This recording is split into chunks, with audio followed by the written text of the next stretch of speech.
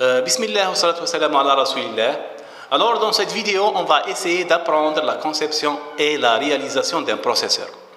D'ailleurs, on va nous-mêmes concevoir un processeur. La démarche de la conception, dans la démarche de la conception, on va voir les différents aspects, les différents éléments pour concevoir n'importe quel processeur, les éléments de base pour concevoir n'importe quel processeur. Le processeur qu'on va concevoir, c'est un processeur basique, minimaliste, éducatif. C'est un processeur sur 4 bits, c'est un processeur élémentaire, mais l'important ici, ce n'est pas le processeur en lui-même, mais la démarche de sa conception. On va voir la démarche de la conception qui va être applicable sur d'autres processeurs. Ici, vous allez voir que cette vidéo, elle est plutôt théorique. On va parler beaucoup plus de la théorie que la pratique, mais en même temps, on va voir comment on doit appliquer. À la fin, on va voir une réalisation du processeur, mais sur un simulateur. On va le voir sur un simulateur logique, on va le voir sur Logisim. On ne va pas la faire nous-mêmes, on va juste voir comment c'est réalisé.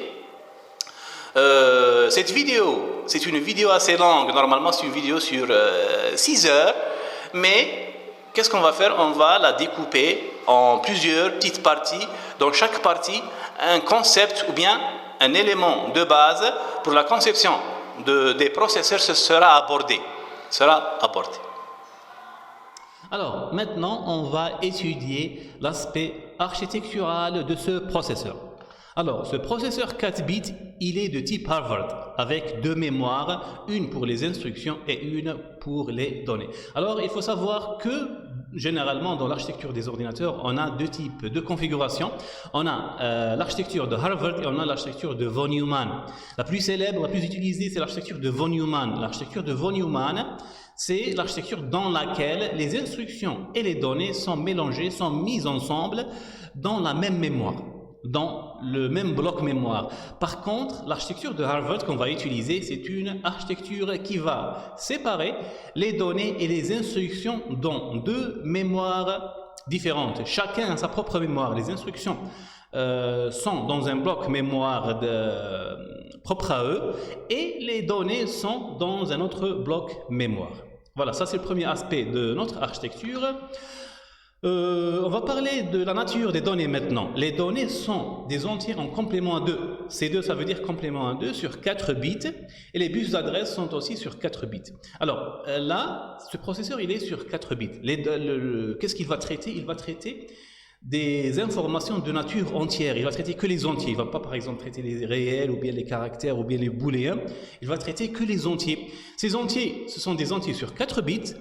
Et ils vont utiliser le complément de la représentation signée complément à 2. Ça veut dire qu'on peut avoir des valeurs positives et des valeurs négatives et on va utiliser le complément à 2 qui est très connu, qui est très utilisé. Pour les bus d'adresse, on va voir ça après. Les bus d'adresse aussi, ça veut dire qu'il va adresser sur 4 bits. On va voir ça après. Le troisième point, c'est que le processeur dispose de 4 registres. Ça, c'est assez important. Chaque registre, il est sur 4 bits. Ces registres sont les registres programmables, bien sûr, nommés de R0 jusqu'à R3. R0, R1, R2, R3. Qu'est-ce que ça veut dire? Ça veut dire qu'à l'intérieur du processeur, il y a 4 registres programmables. Qu'est-ce que ça veut dire programmable? Ces registres sont utilisés par l'assembleur de ce processeur. Si on essaie de créer un programme, on va voir ça après à la fin, qu'on va utiliser ces 4 registres pour faire la programmation. On va les utiliser comme des variables. On va les utiliser comme des variables dans la programmation normale. On va sauvegarder l'information à l'intérieur de ces registres et on va faire les calculs sur ces registres. Alors, on va voir maintenant le diagramme global de notre processeur. Alors, on peut voir que le processeur, il est au milieu. Voilà, c'est ça le processeur. Qu'est-ce qu'il contient? Voilà, il contient les 4 registres, R0, R1, R2, R3. On avait dit que chacun est sur 4 bits. Ce bloc, généralement, on appelle ça le registre file. Le registre file, c'est quoi? C'est lorsqu'on arrive à rassembler 4 registres dans un même composant. Ce composant s'appelle le registre file. Ça veut dire, c'est très simple, le registre file c'est quoi? C'est un ensemble de registres. Ici, ce registre file dans notre processeur, il contient 4 registres et après, lorsqu'on va faire la programmation, on va sauvegarder l'information dans ces 4 registres. On va les utiliser comme des variables. On va les utiliser comme des variables, ça veut dire des zones de stockage de l'information. On peut voir par exemple, ici c'est la mémoire des données et ici c'est la mémoire des instructions. Ce sont 2 mémoires distinctes. Ces mémoires, ils sont rattachés au processeur par 2 bus. On peut les observer, il y a 2 bus. Il y a par exemple ici entre le processeur et la mémoire, ce bus ici, ça c'est le bus de données. C'est pas écrit sur le schéma, mais ça c'est le bus de données. Il va permettre la transmission de données entre le processeur et la mémoire. Il est de 4 bits puisque notre information elle est de 4 bits. On peut le voir, on peut constater qu'il est bidirectionnel. Ça veut dire que le processeur peut transmettre l'information de lui vers la mémoire, ou bien l'inverse, il peut télécharger l'information de la mémoire vers le processeur. Il est bidirectionnel. Ce bus, ça c'est le bus d'adresse. Ça c'est le bus d'adresse, il est sur 4 bits, Alors cette information 4 bits, elle va influencer la taille de la RAM. La taille de la RAM ici, de la RAM des données, elle contient 16 cellules. Il y a une liaison entre ces 16 cellules et 4 bits. On va voir ça après, comment c'est calculé. Il y a une formule pour calculer ça. On va étudier très bien ça juste après. Voilà, il y a ici 16 cellules. Chaque cellule, elle est sur 4 bits. Ça veut dire on peut sauvegarder 16 valeurs ici. De l'autre côté, on a aussi la mémoire des instructions. La mémoire des instructions, elle contient aussi 7 cellules parce que son bus d'adresse aussi, il est sur 4 bits. On a bien signalé ça. On avait dit que le bus d'adresse, il est sur 4 bits parce que notre processeur, il est 4 bits. Mais là, ce bus, on observe qu'il est sur 12 bits et qu'il est unidirectionnel. L'instruction, pourquoi? Parce que l'instruction, on la récupère de la mémoire des instructions et on la ramène vers le processeur. Ça veut dire elle est récupérée de la mémoire des instructions. Et l'instruction, on va voir ça après, sa taille, elle est sur 12 bits. C'est pas comme les données. Elle est sur 12 bits, elle est particulière, on va bien l'étudier juste après. Mais elle contient 12 bits.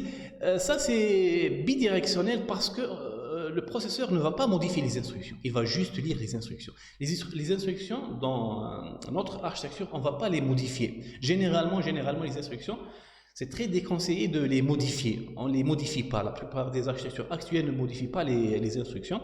Ça veut dire qu'on a besoin que de la lecture des instructions. La lecture, ça veut dire la provenance de l'instruction, de la mémoire des instructions vers le processeur. Voilà, ici chaque cellule, il y a 16 cellules, chaque cellule elle est sur 12 bits. Ça veut dire chaque cellule elle contient une instruction. Notre programme, normalement, il est écrit ici. Il est écrit ici et il est exécuté par notre processeur, instruction par instruction. Notre processeur, s'il a besoin des données, il va les récupérer dans la mémoire des données. Alors, on va maintenant voir les instructions du processeur. Le processeur, on va voir comment le programmer. C'est ça l'architecture des ordinateurs. C'est les informations qui vont nous permettre de programmer ce processeur.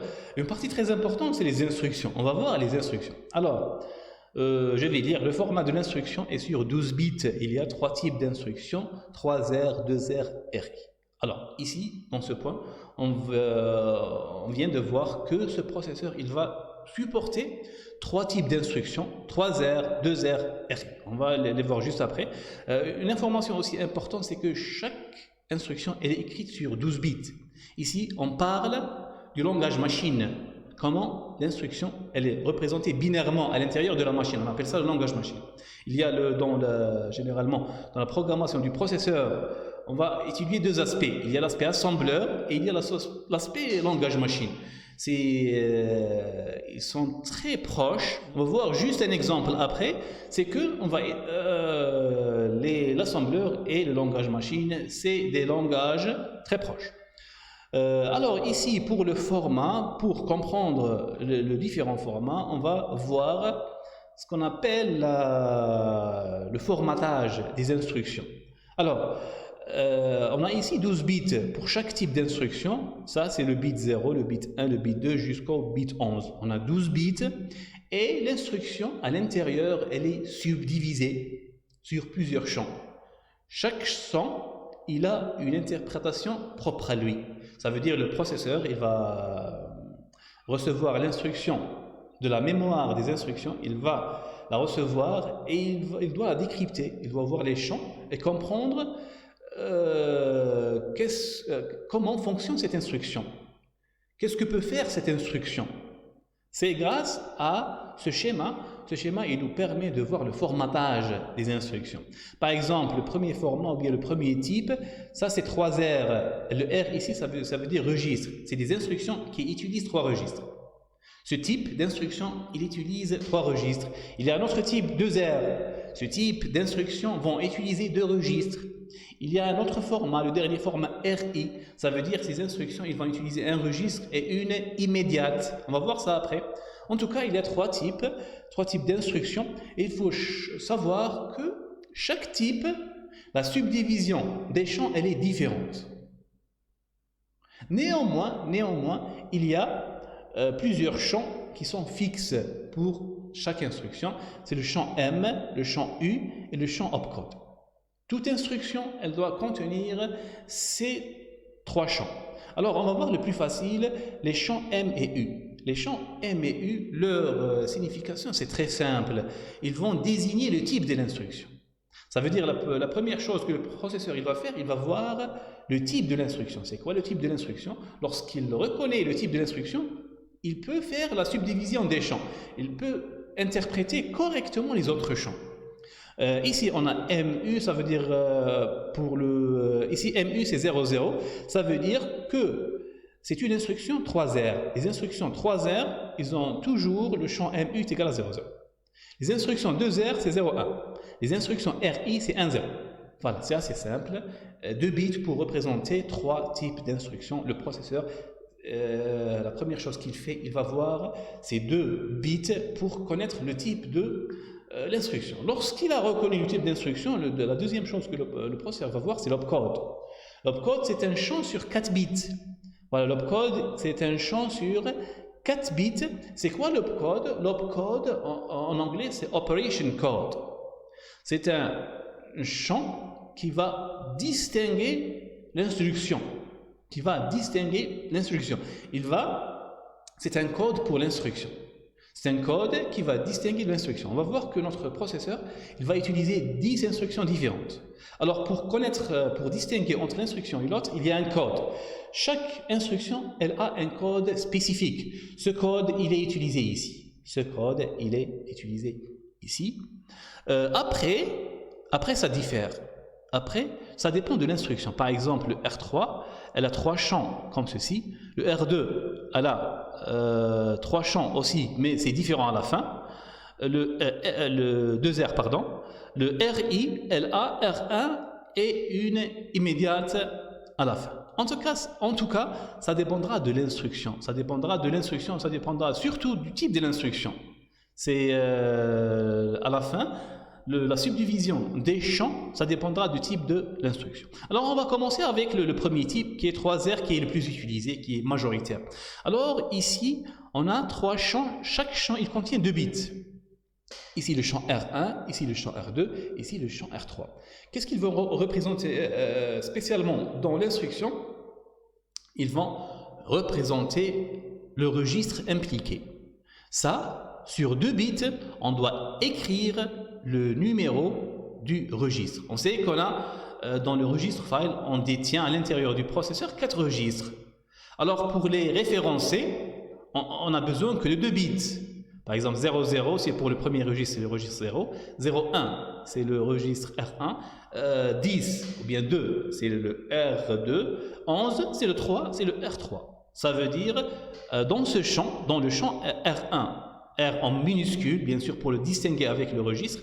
En minuscule, ça c'est un champ sur 2 bits, c'est une référence, c'est un nom, c'est le nombre du registre dans le registre file. Parce que les instructions, ils vont utiliser ces registres, les instructions, ils vont utiliser les informations se trouvant dans ces 4 registres.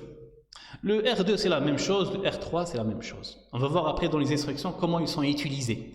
Mais en tout cas, les instructions de ce type 3R, ils vont utiliser 3 registres dans le registre file. Dans le registre file. Ces 3 registres, ça représente les registres du registre file. Le 2R c'est la même chose. On a ici 2 bits pour le R1, 2 bits pour le R2, et on a le dernier chose 00 qui n'est pas utilisé. Là, le dernier champ, il n'est pas utilisé, on va utiliser que 2 registres. C'est des instructions spéciales, ils vont utiliser que 2 registres. Le dernier format, c'est le RI pour dire registre immédiat. Voilà, la subdivision ici, c'est différent. Le type d'instruction, ce type d'instruction 10, c'est dans le MU10, ça, le processeur doit l'interpréter différemment des autres instructions. Ça veut dire, le bit 5 et 4, ça va représenter le R1, ça va représenter un registre, et les 4 dernières, c'est une immédiate. Immédiate, c'est quoi? C'est une constante, c'est une valeur. C'est un littéral dans la programmation. Par exemple, en C++, on va parler des littéraux. C'est quoi? C'est les constantes. Lorsque, par exemple, vous écrivez x soit 1, point virgule. Le 1, c'est un littéral. Ici, l'instruction, elle peut contenir une valeur à l'intérieur, une constante. Il y a 2 types d'opérandes si on observe bien en globalité.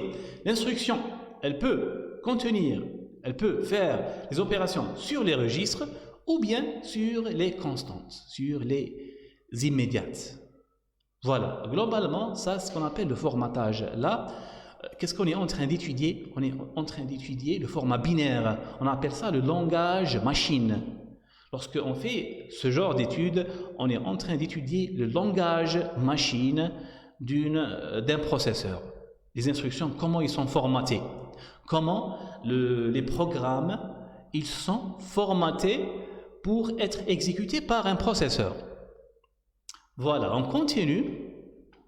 Le second point qu'on va voir, c'est, je vais lire, le processeur est de type RISC, donc le jeu d'instructions est que de 10 instructions. Alors, dans ce point, on va connaître le nombre d'instructions, il n'y en a que 10.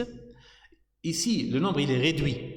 Généralement, pour ce qu'on appelle les processeurs de type RISC, ici, notre processeur il est de type RISC.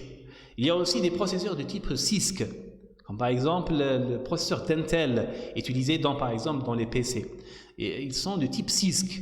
CISC, ça veut dire, en anglais c'est Complex Instruction Set Computer. Et RISC c'est Reduced Instruction Set Computer. Ils sont différents, ils sont opposés. Reduced Instruction Set Computer, il contient un nombre réduit d'instructions. Il contient que les instructions élémentaires. Avec ces éléments élémentaires, avec ces instructions élémentaires, les programmes plus complexes sont formés par ces instructions élémentaires. Dans l'autre sens, lorsque vous avez un processeur CISC, Complex Instruction Set Computer, là, vous avez beaucoup d'instructions et les instructions sont complexes. Ça veut dire qu'ils peuvent faire des opérations complexes et les programmes, ils sont créés autour de ces instructions qui sont évoluées. Pour ne pas dire complexes, ils sont évolués, des instructions évoluées. Là, notre processeur, c'est un processeur RISC. Ça veut dire qu'il contient que les opérations de base élémentaires. Pour créer des instructions complexes, il faut travailler, il faut combiner ces instructions élémentaires. Alors, on va voir après la table. Cette table, on appelle ça le jeu d'instructions. En français, ça c'est le jeu d'instructions. Ça veut dire la liste ou bien la table de toutes les instructions supportées par le processeur. Notre processeur, il ne supporte que 10 instructions. En comparaison, par exemple, x86 par exemple, c'est de PC. Le PC, normalement, il a plus que 1000 instructions. Plus que 1000 instructions. Notre PC, c'est du type CISC. Ça veut dire il y a beaucoup d'instructions. Notre processeur est assez simple, il est éducatif, il ne contient que 10 instructions. Ces 10 instructions, ils sont élémentaires, ils vont nous permettre, en les combinant, de créer des programmes complexes. Alors ici, juste une chose avant de continuer, le jeu d'instruction, le terme jeu d'instruction, en anglais c'est ISA, on appelle ça ISA, c'est très connu aussi en anglais, Instruction Set Architecture. Instruction Set Architecture, et ça, le ISA, c'est le jeu d'instructions, ça veut dire c'est la liste ou bien la table de toutes les instructions d'un processeur donné. Alors là, notre ISA, elle contient les instructions de base. On a add pour l'addition, sub pour la soustraction, mul pour la multiplication, div pour la division, comp pour la comparaison, cmp pour la comparaison, SHL pour shift left, SHR pour le shift right, il y a le not, il y a le load, il y a le store, str pour dire le store. Bien sûr, ces noms ne sont pas en binaire, ça c'est en assembleur. Je vous dis qu'il y a deux façons de programmer un processeur et ils sont très proches, ces deux langages, langage machine et langage assembleur. Langage assembleur, il utilise ce qu'on appelle des mnémoniques. On appelle ça des mnémoniques, ça veut dire c'est des noms très simples. Voilà, par exemple, le add, ici, c'est pour distinguer l'addition, pour dire que l'instruction d'addition. La colonne suivante, elle représente l'opcode, l'opération code qu'on avait parlé, les 4 bits qui vont, c'est le code de l'instruction. Le processeur, il va voir ces 4 bits, il va connaître immédiatement c'est quoi l'instruction.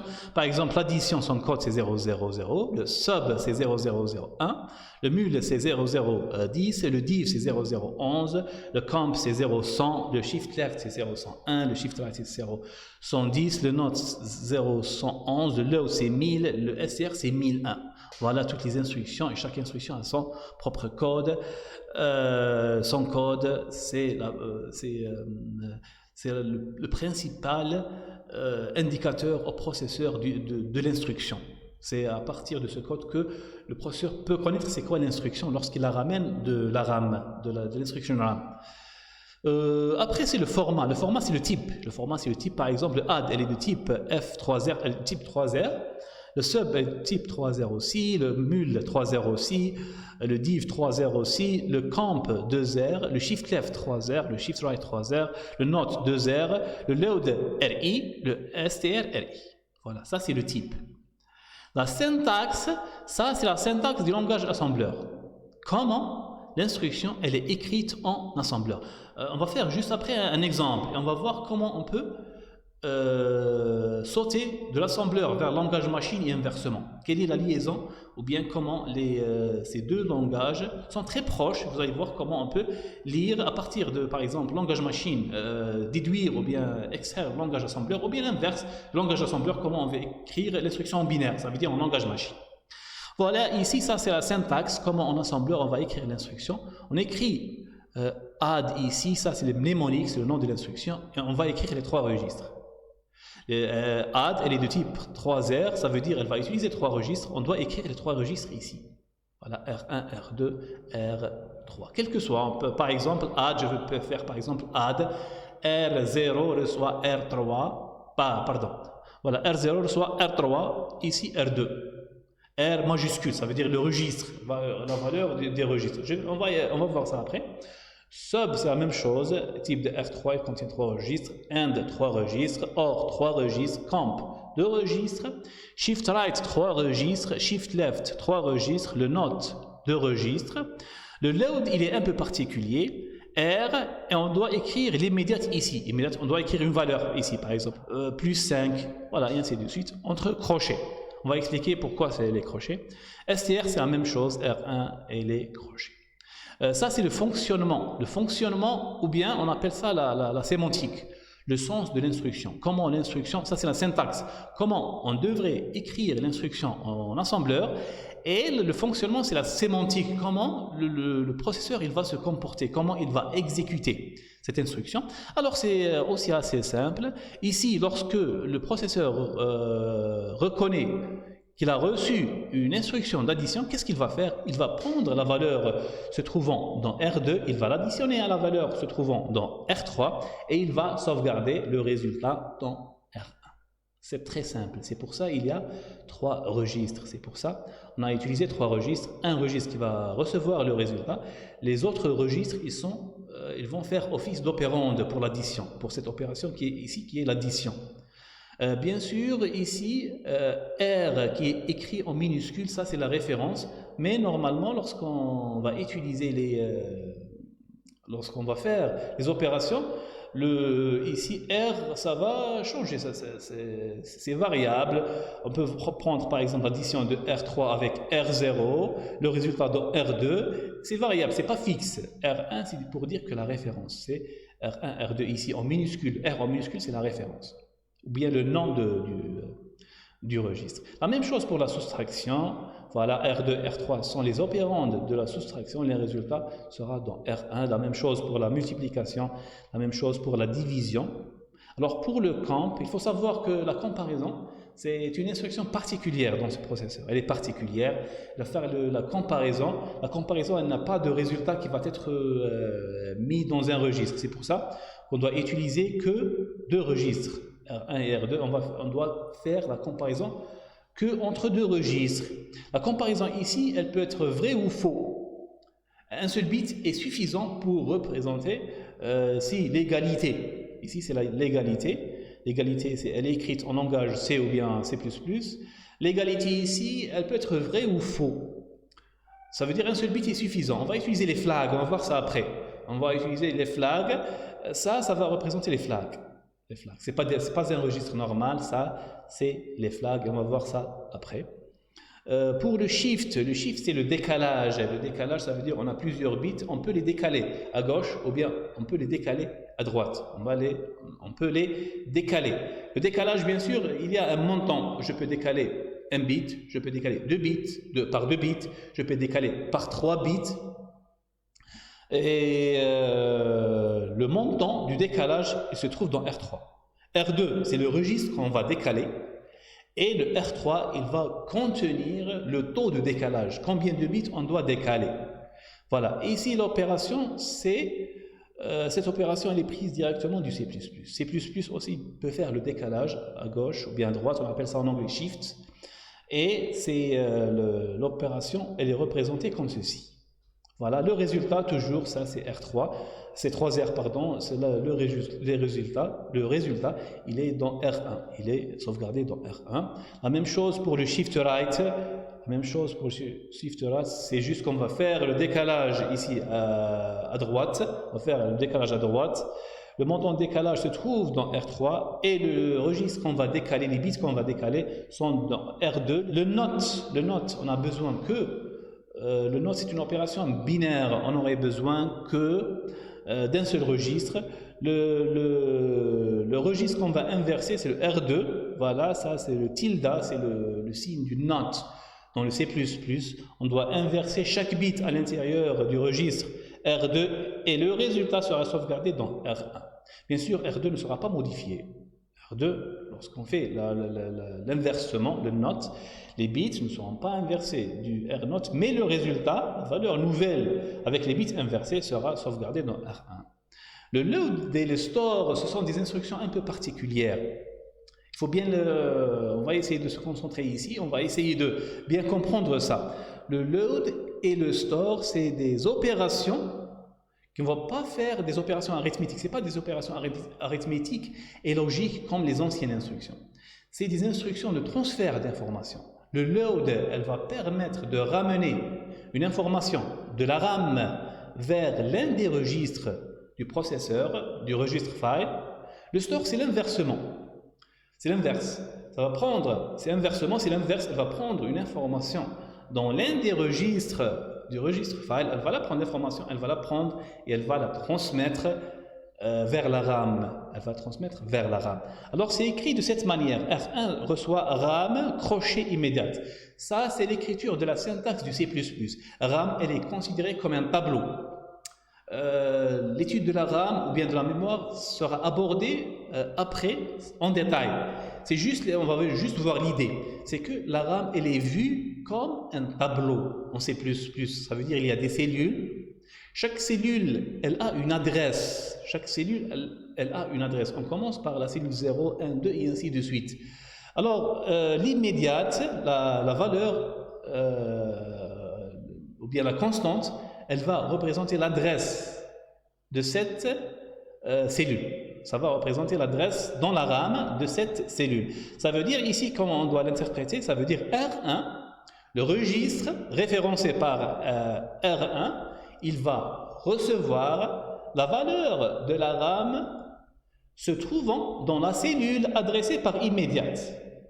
C'est par exemple immédiate ici, il y a 2. Immédiate par exemple, elle a la valeur 2.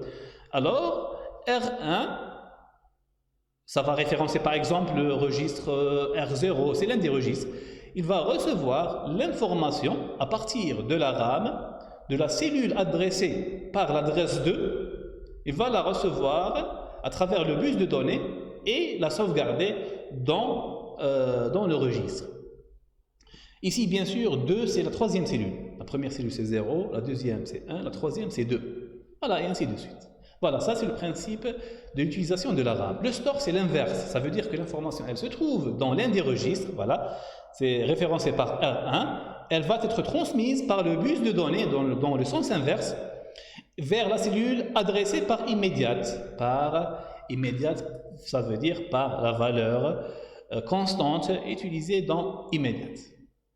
Voilà, globalement c'est ça, bien sûr, pour bien comprendre comment, ça c'est l'étude architecturale, pour bien comprendre la programmation de ce processeur, on va faire un petit exemple. On va faire un petit exemple en assembleur, un petit programme. Alors, le programme, il est assez simple, on veut juste transcrire une instruction de haut niveau en langage assembleur. Voilà, l'instruction en question, c'est ça. C'est une instruction très simple, c'est une instruction assez connue. C'est l'instruction d'affectation. A reçoit B plus C. Ça, c'est écrit en langage évolué, par exemple, comme le C, ça ressemble beaucoup au C, au C++. Bien sûr, le C et C++ ici, ça n'a pas de rapport avec le processeur, c'est juste qu'on l'utilise parce que on l'utilise comme référence, parce qu'il est assez connu par tout le monde, On l'utilise juste ici comme référence. Voilà, on va essayer d'implémenter cette instruction basique, qui est l'affectation, qui est pratiquement l'instruction la plus simple des langages de programmation, et on va essayer de l'implémenter sur notre processeur. Alors, voici l'instruction A reçoit B plus C. Alors, pour une remarque concernant les processeurs RISC, les processeurs RISC fonctionnent d'une manière assez particulière. Alors, on va voir le schéma de notre architecture. Les processeurs RISC, l'opération, généralement, elle se fait à l'intérieur du processeur. Nous, on a besoin de faire une addition. Alors, qu'est-ce qu'on va faire? On va prendre la valeur des variables. Les variables, ils se trouvent dans la mémoire des données. On va prendre les variables. Par exemple, dans notre cas ici, on a besoin du B. On va la ramener à travers le bus de données vers l'un des registres. On va prendre B. On doit prendre C. On doit faire l'opération d'addition à l'intérieur du processeur. Et lorsqu'on termine le résultat, on retourne le résultat vers la mémoire des données dans la variable A. Ça fonctionne de cette manière généralement. Les opérations doivent se faire à l'intérieur du processeur. Lorsqu'on dit à l'intérieur du processeur, le processeur à l'intérieur de l'information se trouve dans les registres. Il ne peut pas faire l'opération directement dans la mémoire. Il doit ramener l'information. On doit faire ça. On doit faire ça pour notre instruction. Notre instruction qui était simple, maintenant, ça va contenir plusieurs étapes. Elle va contenir plusieurs instructions élémentaires. Alors, on doit faire une supposition des variables A, B, C dans la RAM. On suppose par exemple, ça c'est dans notre mémoire. Ça c'est notre mémoire. On va supposer au hasard. Ça par exemple, voilà, ça par exemple c'est le A. On va dire ça, c'est la cellule A. Elle contient l'information de A. On va supposer par exemple, ça c'est la variable B. Les variables, bien sûr c'est bien connu, les variables sont stockées dans la mémoire, dans la RAM. Et ça c'est la variable C. Supposons par exemple. Chaque variable, elle a une adresse cellule. Par exemple, ça c'est la première, ça, elle a l'adresse 0. Par exemple, celle-là, elle a l'adresse 2 par exemple, c'est au hasard. Par exemple, celle-là, elle a par exemple l'adresse 5. Voilà, chaque cellule, elle a une adresse et en plus, elle a une valeur stockée à l'intérieur. Voilà, par exemple, A, elle sauvegarde la valeur 0. B, par exemple, au hasard, elle sauvegarde la valeur 1. Par exemple, le C, elle sauvegarde la valeur 3, par exemple. C'est juste un exemple. Voilà. Voilà. Là, qu'est-ce qu'on va faire? On doit, comme première étape, comme première instruction, si on voit notre programme, A reçoit B plus C, on doit ramener B vers le processeur, deuxièmement C vers le processeur, troisièmement faire l'addition dans le processeur. Lorsqu'on aurait terminé, on doit retourner le résultat vers la RAM, vers la mémoire. Voilà, ce sont les 4 étapes qu'on doit faire. Chaque étape, elle va être interprétée comme une instruction distincte, une instruction assembleur distinct. Bien sûr, on va travailler premièrement avec l'assembleur et après on va utiliser le langage machine. On va réinterpréter ça en langage machine. Alors, la première étape, c'est de ramener B à travers le bus de données et on doit le mettre dans l'un des registres.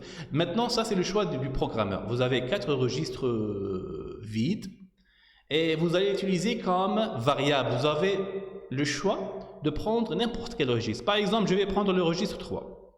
Voilà, ça c'est ma première instruction. On va la faire. On va ramener la valeur de 2 vers le registre 3. Ça c'est le 1. Le 1, on va le ramener ici.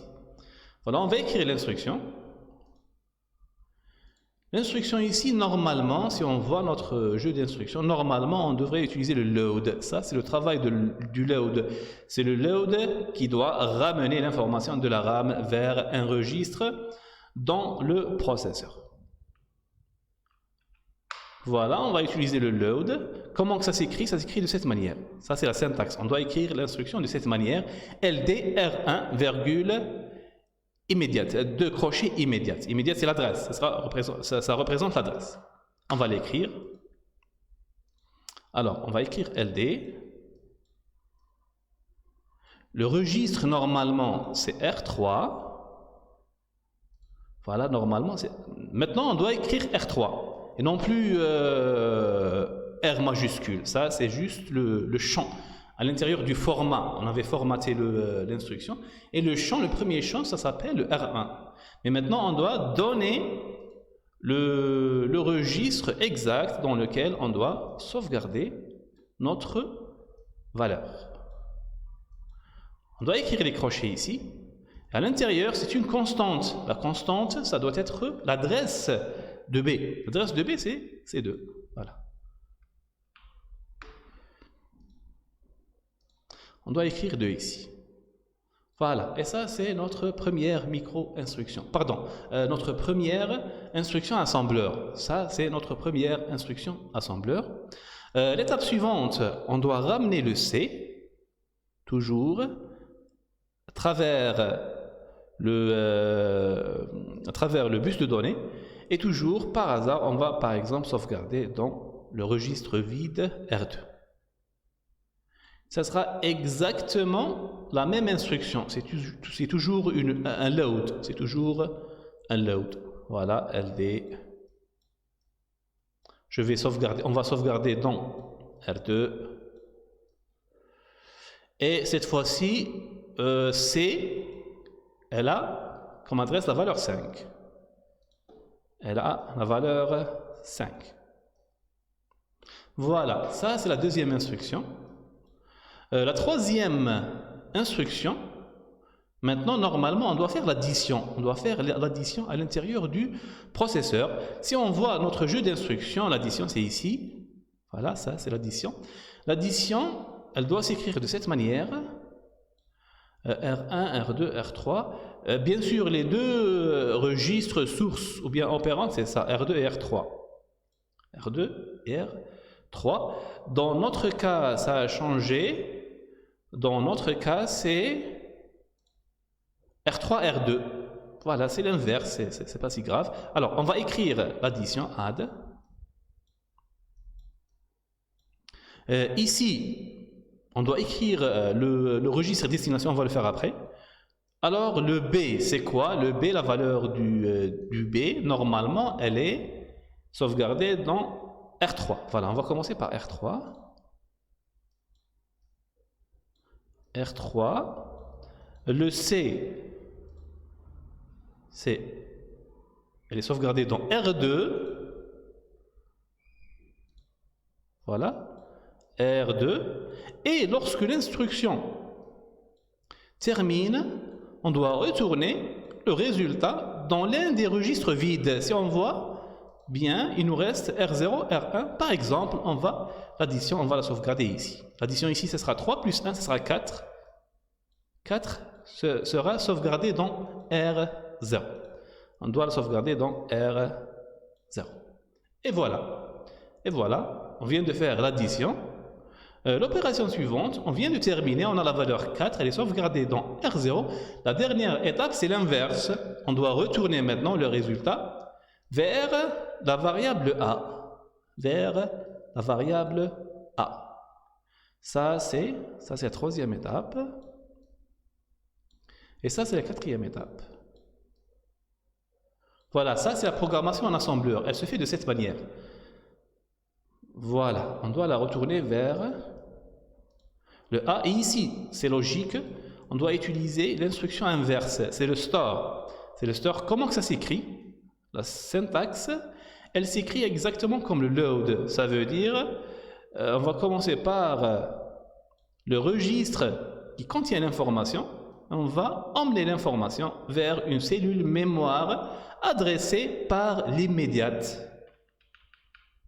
Voilà. On va écrire str, c'est l'instruction store. Le résultat de l'addition se trouve dans R0. Et on doit l'emmener vers l'adresse de A. L'adresse de A ici, c'est 0. C'est 0. Le load, il a ce sens. Le store, il a le sens inverse. Voilà. Voilà. Et on vient de terminer notre programme écrit en assembleur. Bien sûr, on va faire langage machine. On va transcrire, on va traduire ces instructions en langage machine. On va les écrire en binaire, en suivant le format ou bien le formatage qu'on avait vu précédemment. Mais normalement, dans la pratique, c'est pas fait automatiquement. C'est pas fait manuellement, comme on va le faire maintenant. Mais c'est fait automatiquement. C'est fait par un logiciel qui s'appelle l'assembleur aussi. L'assembleur, tu vas écrire tes instructions en assembleur.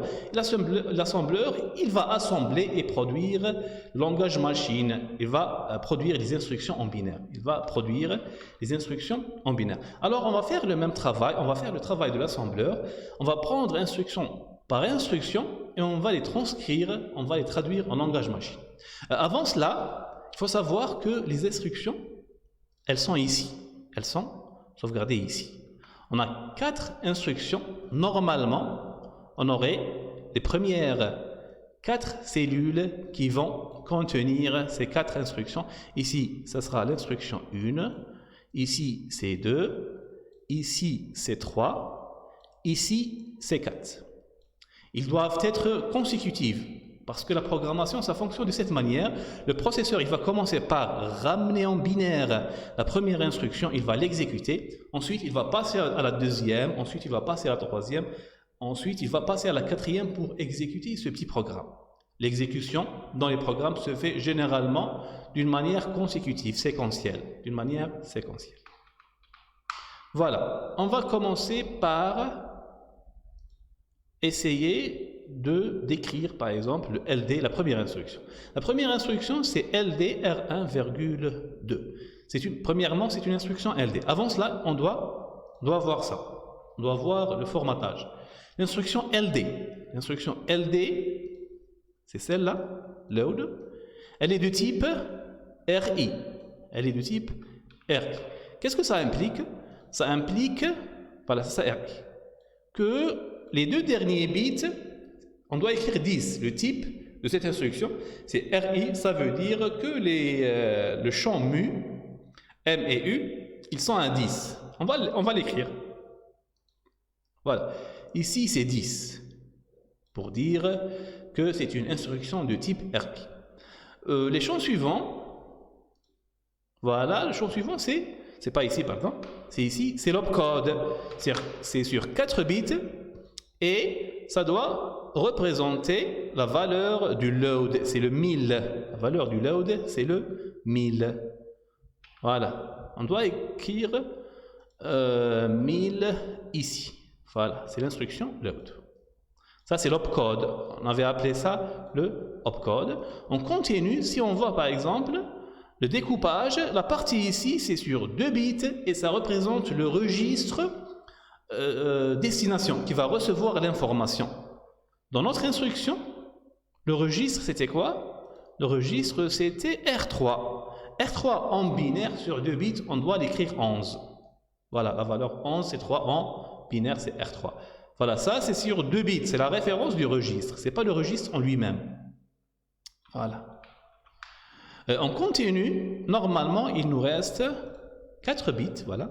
Ici c'est l'immédiate, c'est l'adresse de laquelle on va ramener la mémoire, on va ramener l'information, pardon.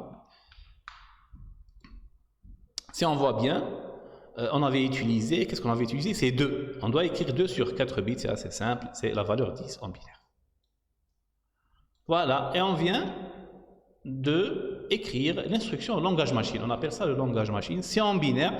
Cette information, normalement, elle est stockée ici.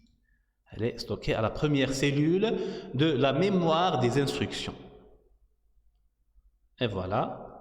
On va faire la même chose pour les autres. Ça devient assez facile. C'est la même instruction, c'est LD, ça veut dire ici c'est 10. C'est le même opcode, c'est le même type et la même instruction. Ici, le champ du registre destination, c'est R2. On doit écrire 2 ici, c'est 10. Et la constante, ou bien l'immédiate, c'est 5. 5 en binaire, c'est 101 sur 4 bits. Voilà, ça c'est la deuxième cellule de notre mémoire d'instruction. Voilà, et on continue. L'instruction suivante, c'est l'addition. Là, c'est une autre instruction. On doit voir l'addition, c'est celle-là. Elle est de type 3R. Et son opcode, c'est 4R. Voilà, 3R, bien sûr, c'est bien connu. 3R, ça veut dire les 2 derniers bits, c'est 00. Ça devient 00, type 3R. L'instruction, c'est 40, c'est l'addition. Et après, normalement, on a 3 champs sur 2 bits. On a 3 champs sur 2 bits. Voilà. Ça, c'est... Normalement, l'addition se fait de cette manière. C'est l'addition entre ces deux registres opérandes ou bien sources vers le registre de destination. Alors, on va voir ça. C'est exactement ça, c'est exactement ça. Voilà, c'est l'addition entre R3 et R2.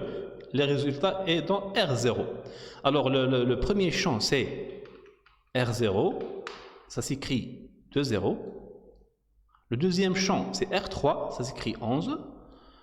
Et le troisième, c'est R2. Ça s'écrit 10. Voilà. Ça, c'est la troisième instruction. La quatrième instruction, c'est store. Si on voit le store, c'est toujours type RI et son... Ah, pardon. Ah, voilà, c'est ça. Store et son code, c'est 1001. Son opcode, c'est 1001. Voilà, RI, c'est combien? RI, c'est 10. On a déjà vu, c'est 10. Ça veut dire, on va écrire le type 10.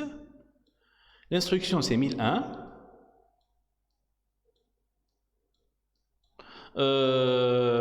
Et voilà, on a ici, ça devient le registre destination sur 2 bits. Qu'est-ce qu'on avait utilisé? On avait utilisé le R0. On doit écrire sur 2 bits, 0, 0. Et ensuite, on a l'immédiate qui représente l'adresse de la cellule destination dans la mémoire. C'était quoi? C'était la valeur 0. 0, ça s'écrit 4, 0. Et voilà, on vient de terminer le langage machine des 4 instructions. Langage machine.